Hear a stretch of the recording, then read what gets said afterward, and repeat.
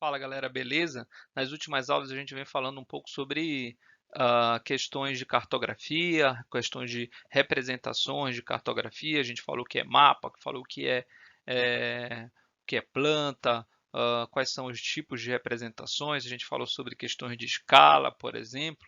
Mas em meio a tudo isso, alguém deve ter se perguntado: mas como é que a gente representa em mapa, geralmente então em duas dimensões, tá? Aqui, por exemplo, no mapa a gente apresenta meridianos e paralelos, longitudes e latitudes, que são uma representação aqui em duas dimensões. Como é que a gente representa a Terra, tá? Que é um geóide, tá? Que é uma superfície arredondada, que é um pouco achatada nos polos. Como é então que a gente faz uma representação em duas dimensões, seja em mapas produzidos num papel, ou seja, mapas digitais, por exemplo, tá? E aí, essa resposta para essa pergunta é dizer que a gente tem as chamadas projeções cartográficas, tá? Como a gente projeta, então, esse ambiente da Terra num papel ou no mapa digital, por exemplo. Isso que a gente chama, então, de projeções cartográficas, tá bom?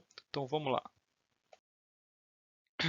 As projeções cartográficas, o que são elas? Então, as projeções são essas, a forma como a gente pode projetar um determinado planeta, como por exemplo a Terra, a forma como a gente pode projetar num papel. Tá? Geralmente ela é projetada então em duas dimensões, como eu falei há pouco.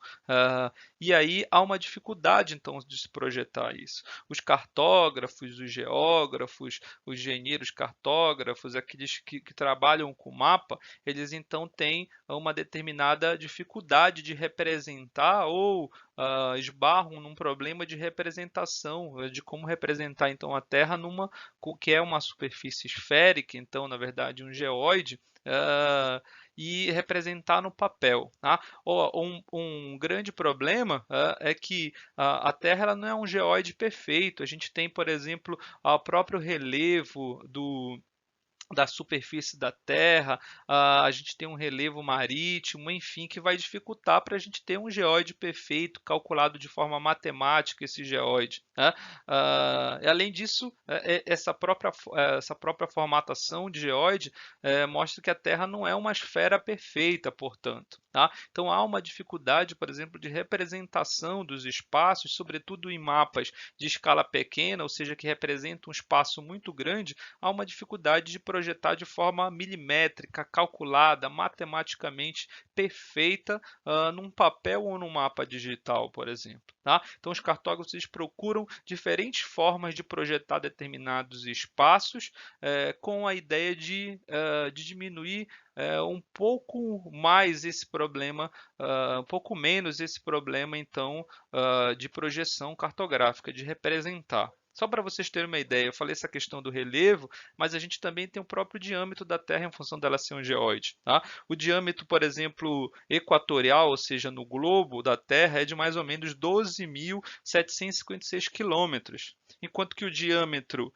de norte a sul, aqui o diâmetro entre os polos, ele é de 12.713 quilômetros, ou seja, um pouco menor. Por isso que a gente consegue, então, definir que a Terra não seria uma esfera perfeita, e sim um geóide, né? Que ela tem um diâmetro menor, então, nessa área entre os polos. Tá? E isso também causa uma dificuldade, então, para os cartógrafos, geógrafos, representar isso no mapa. Tá? Mas eles procuram diferentes projeções, diferentes formas de projetar a Terra, então, no mapa, que tenha diminuído os problemas, então, né? Então, esses problemas em relação à representação da Terra. Obviamente, em cada tipo de projeção cartográfica, a gente vai ter alguns problemas de representação, tá? E aí vai depender de qual tipo de mapa cada cartógrafo vai querer utilizar, para que fim, ou seja, uh, uh, para qual necessidade o cartógrafo, o geógrafo vai utilizar aquele mapa, ele vai utilizar um tipo de projeção também aqui. A gente tem umas que são mais comuns, umas que vão parecer estranhas para a gente, tá? Mas a gente pode, por exemplo, em relação a essas projeções, a gente pode agrupar aqui um tipo de classificação que a gente pode ter em 3 tipos, que são essas que estão sendo apresentadas aqui. Por exemplo, uma projeção cilíndrica, tá? Que é uma projeção muito comum, a gente vê muito em mapas por aí. A própria projeção que a gente tem de mapa mundi, ela é feita dessa maneira, tá? A projeção cilíndrica que está aqui sendo apresentada, ela é como se o globo parecesse estar envolvido aí em um cilindro de papel, tá?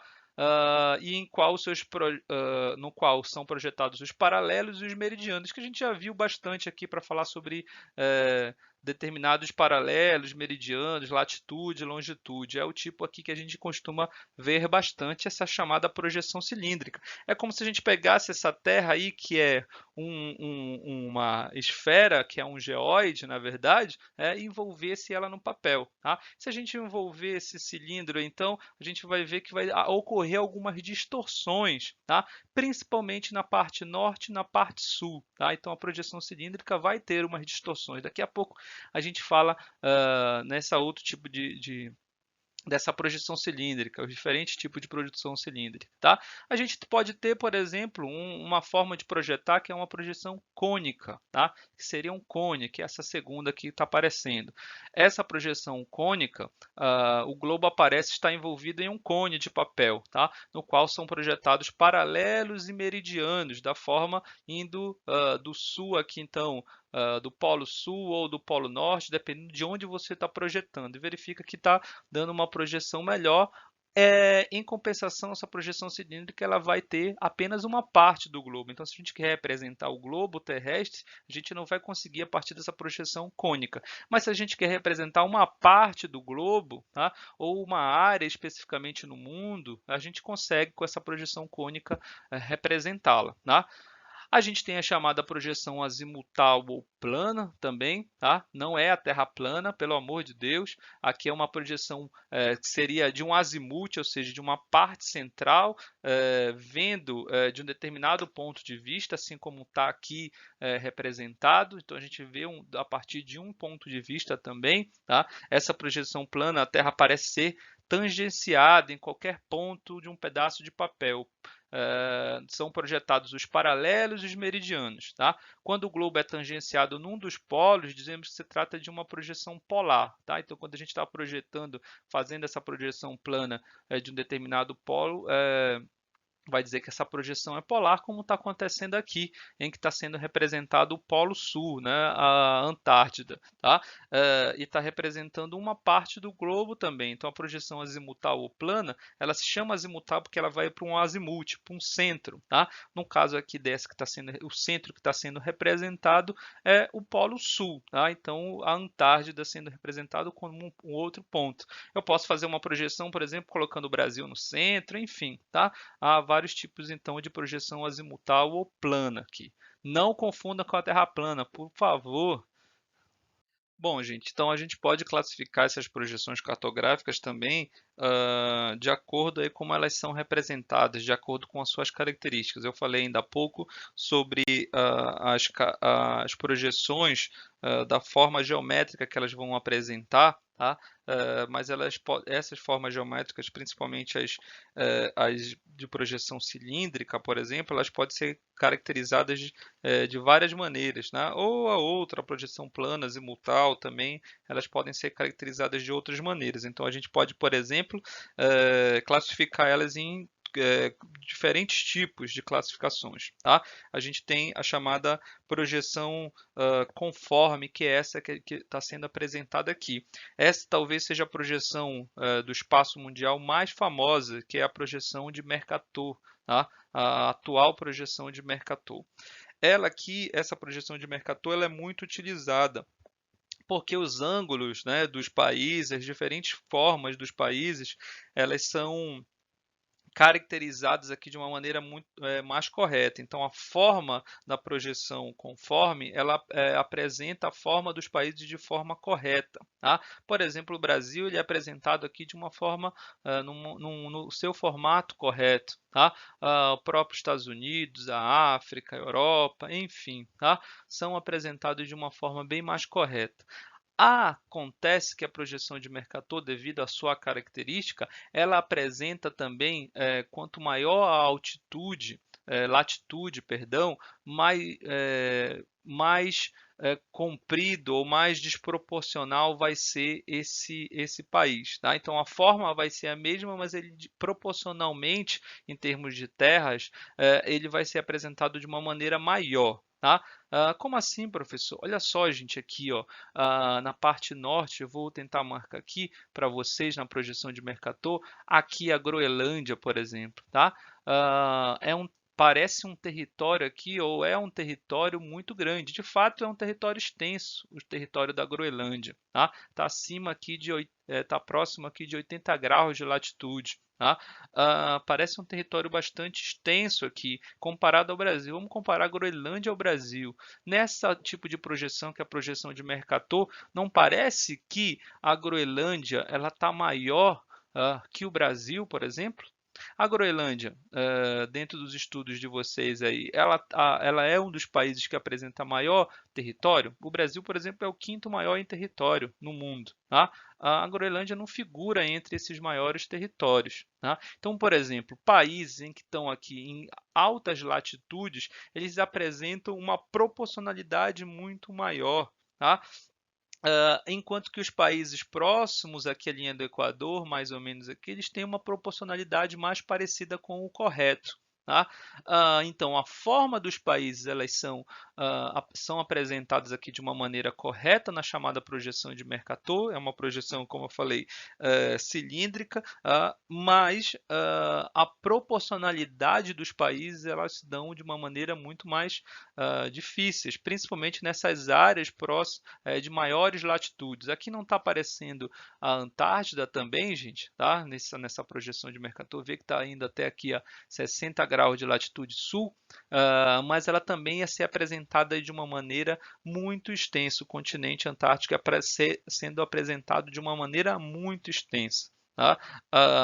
Ele de fato é grande, mas ele está sendo representado de uma maneira muito maior, de uma proporcionalidade muito maior do que de fato é. Isso aqui fica claro aqui nessa questão da Groenlândia. Tá? Então, essa projeção de Mercator ela é muito utilizada, historicamente ela foi muito utilizada.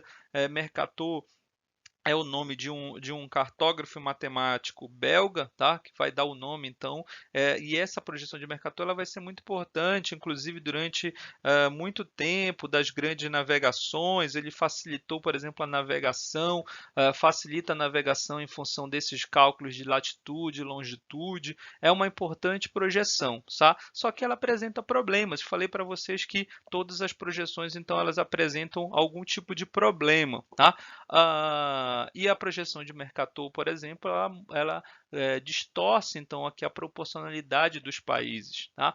Então há uma crítica, há um debate muito interessante de dizer que essa projeção de Mercator, por exemplo, ela coloca em evidência os países mais desenvolvidos ou aquela sede dos países durante as grandes navegações, as metrópoles, hoje os países mais desenvolvidos, eles ficam mais em evidência aqui, parecem maior do que realmente são. Tá? É só a gente verificar aqui, ó, o próprio Estados Unidos, o Canadá, os países europeus, tá? Que não estão aqui na latitude zero, próximo à linha do Equador, eles se apresentam numa proporcionalidade maior. Então, do ponto de vista, inclusive, geopolítico, isso pode demonstrar, por exemplo, uma superioridade, até em termos territoriais desses países. Tá?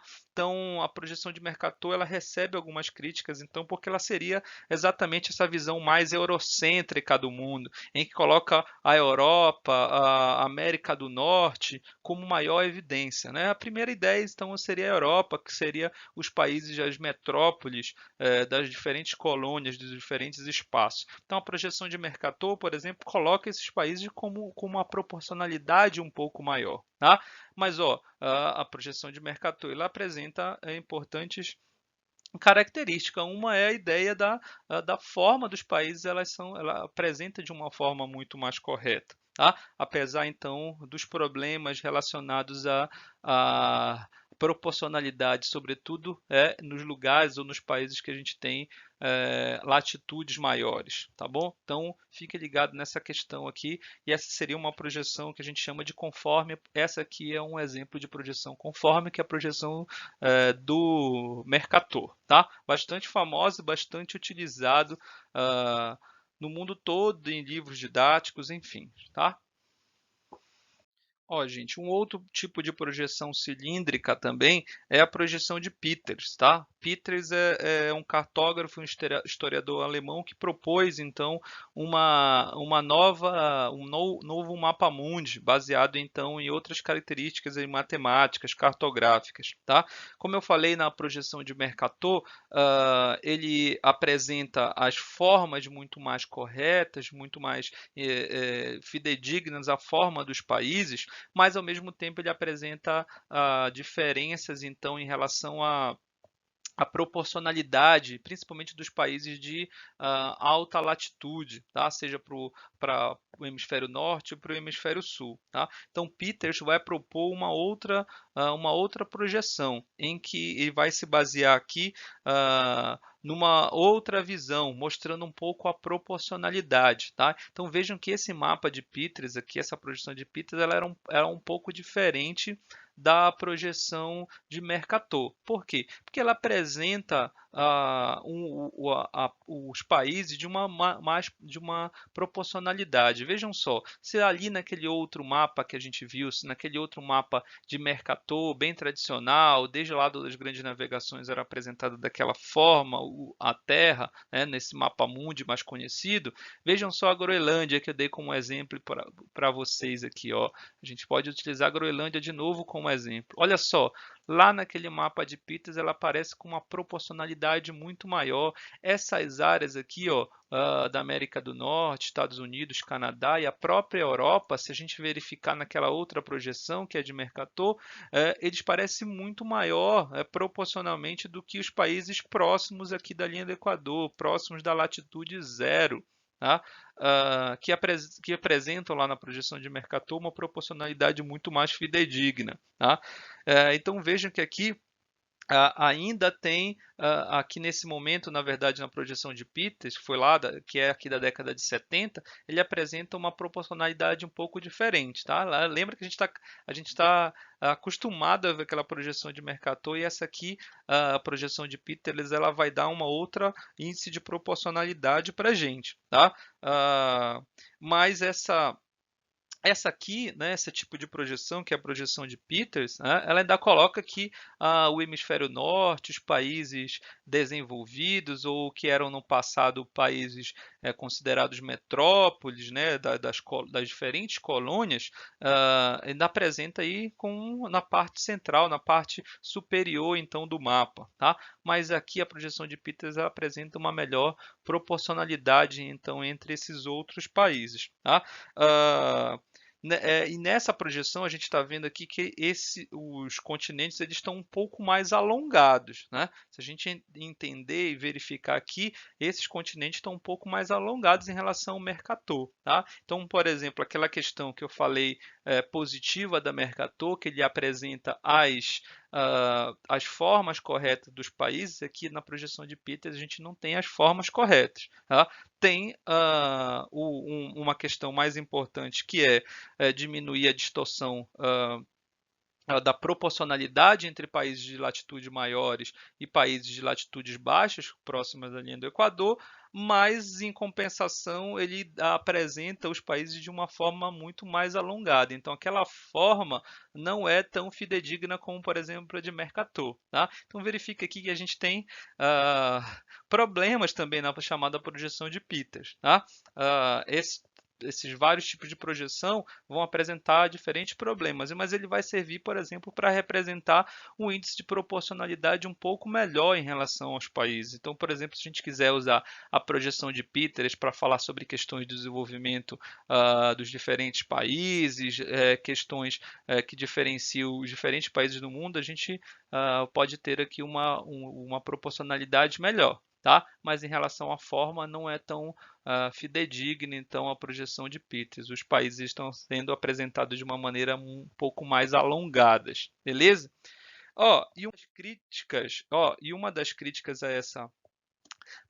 esse tipo de projeção, que foi a projeção de Petris que eu apresentei ainda há pouco, é que ela ainda apresenta uma visão eurocêntrica do mundo, né, que é caracterizada lá pela projeção de Mercator, principalmente, tá? Ou seja, colocando a Europa, colocando o hemisfério norte como a parte superior, né, uma área superior do mapa, tá? E por que não a gente apresentar a Terra ou o mapa da Terra de uma maneira, digamos, invertida, né? Por que não a gente demonstrar, por exemplo, um mapa com o hemisfério sul, para cima e o hemisfério norte aqui para baixo dentro desse mapa? Tá? Por que o norte necessariamente dentro da rosa dos ventos vai ficar representado daquela maneira, né? A gente pode inverter, né? E mostrar um pouco menos essa visão eurocêntrica do mundo. Então, esse aqui é um mapa que apresenta os países do hemisfério sul no maior destaque, numa parte superior.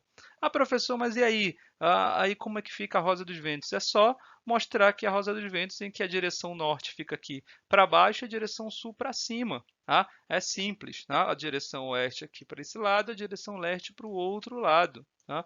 Essa é uma projeção, um mapa mundi chamado de mapa mundi de Obudir, tá? Que ela é uma projeção aí então equivalente também, caracterizada como uma projeção equivalente, ou seja, que apresenta aí as formas um pouco mais alongadas dos países, mas um índice de proporcionalidade também interessante, tá? E ela foi então uma projeção proposta aqui para inverter então essa visão eurocêntrica, a visão do hemisfério norte do mundo, tá bom? Apresentando um outro tipo de projeção em que o mundo está invertido, né, aqui nesse caso, tá? Mas não está invertido, na verdade é uma outra visão desse mapa mundi, tá? Então é interessante a gente anotar essa questão aqui. Por que não demonstrar o mundo com o hemisfério sul na parte superior e o hemisfério norte na parte inferior? Tá? Essa é uma discussão. Tá? Essa projeção é uma projeção que foi criada em 2002 para mostrar um pouco essa outra visão, que a gente pode ter uma outra visão do mundo. Tá? Mostrado então de uma maneira diferente. Tá? Essa é foi disponibilizado esse em 2015 lá. Você pode verificar em alguns mapas na internet também que apresentam esse mundo, esse globo de uma forma diferente, assim como é apresentado aqui na projeção de Obordia, tá bom? Ok? Ó, gente, aqui a gente tem um outro tipo de projeção cartográfica, daquele tipo de projeção azimutal, como a gente viu, tá? E ela é um tipo de projeção que a gente pode caracterizar como equidistante, ou seja, que apresenta as distâncias um pouco mais corretas aqui, a representação das distâncias entre um ponto e outro do planeta que está sendo representada pela projeção azimutal, ela é muito mais correta. Então, essa projeção equidistante, essa projeção azimutal, ela apresenta uma precisão um pouco maior para a gente percorrer a distância. Por isso que esse tipo de projeção aqui é muito utilizado pela navegação marítima e muito utilizado pela navegação aérea. Alguém já deve ter visto, pode ser que alguém já viu aí aquelas projeções que tem em navios, nos navios mais modernos são umas projeções digitais, e também na projeção aérea, por exemplo, em cabines lá do comandante do avião, ela esse tipo de projeção aqui que é a mais comum. Por quê? Porque ela apresenta as distâncias um pouco mais corretas, a distância entre um ponto e outro. Então, ela é apresentada, essa projeção azimutal, ela é muito utilizada aí porque ela vai apresentar uma escala de distância muito mais interessante. Tá? Então, se eles precisam percorrer de um ponto a outro, tanto na navegação marítima quanto na navegação aérea, essa projeção azimutal ela vai te dar uma maior precisão do que as outras que a gente viu. Tá? Então, por isso que ela é bastante utilizada. Só que essa projeção azimutal, que ela é centralizada em um determinado ponto. tá? Esse exemplo aqui, ela está com uma centralização no centro do Polo Norte, tá? Mas ela pode ser em qualquer, a gente pode colocar o centro, então, aqui dessa projeção azimutal em qualquer outro lugar. Se a gente quiser destacar, por exemplo, uma cidade, como, por exemplo, a gente pode destacar a cidade de Nova York, nos Estados Unidos, a gente pode destacar um determinado ponto da Europa, vai colocar ele aqui no azimuth, no centro, tá? A área central, a área azimutal, então. A gente pode colocar, por exemplo, tá? É muito comum essas projeções azimutais aqui que elas demonstram o centro do Polo Norte ou o centro do Polo Sul, como a gente viu também lá no começo da aula, né? Nesse tipo de projeção azimutal, a gente pode destacar um dos polos, tá? Mas ela pode ser destacada em determinados outros pontos, tá? A gente pode destacar, por exemplo, o Brasil, destacar a África, colocar aí no centro, no azimuth. Vai depender então da sua necessidade para demonstrar um determinado ponto.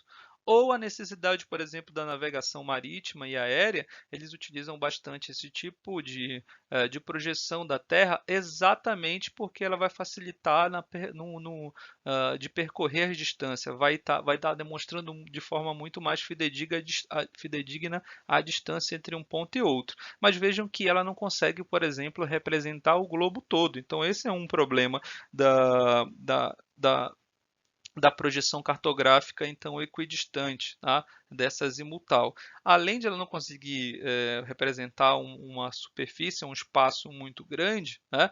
Com uma escala, né, pequena e apresentando um espaço muito grande, o espaço global como um todo, além disso, os países vão sofrer alguma distorção também, tá? Aquela questão da distorção em termos de forma dos países não vai estar colocado de uma forma muito correta aqui na projeção azimutal, tá? Vai distorcer porque ela está demonstrando um ponto central, um determinado local especificamente.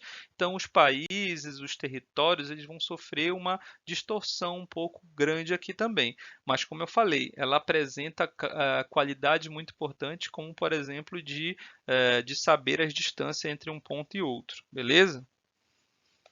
E por último, a gente tem aqui uma projeção que está sendo bastante utilizada, que é um tipo de projeção que a gente chama de projeção afilática, tá? Um exemplo aqui é a chamada projeção de Hobson, né? Que está sendo muito utilizada.